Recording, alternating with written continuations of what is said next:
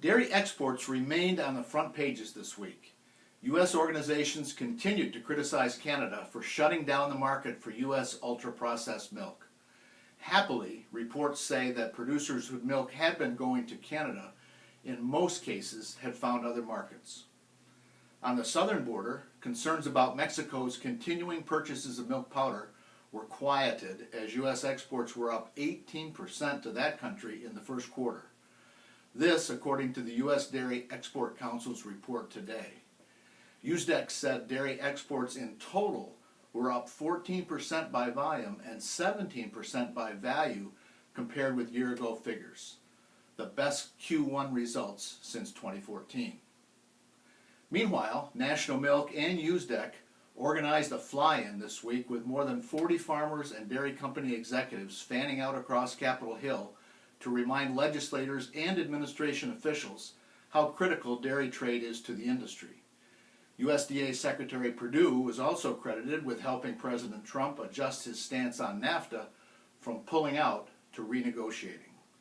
The Secretary assured farmers these adjustments would be better for U.S. ag. Dairy also applauded Secretary Perdue for his support for introducing 1% flavored milk back into school lunch menus as part of a plan to allow schools greater flexibility in meeting nutritional meal standards. Immigration and farm labor remain hot topics. 5 Democratic senators rolled out a proposal that would protect undocumented farm workers from deportation. Such workers would be eligible for a blue card if they have worked for 100 days in agriculture in the past 2 years. Meanwhile, Republican Senators Ron Johnson of Wisconsin and Ken Buck of Colorado proposed a program whereby states could have access to temporary visas for guest workers. And finally, we may have found an answer to the ongoing decline of fluid milk as a beverage. A British company has created Black Cow Pure Milk Vodka. Yes, real vodka, made from cow's milk. No grain, no potatoes.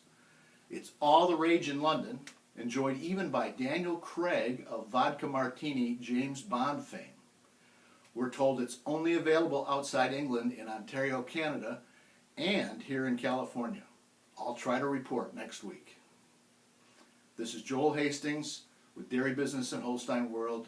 It's This Week in Dairy.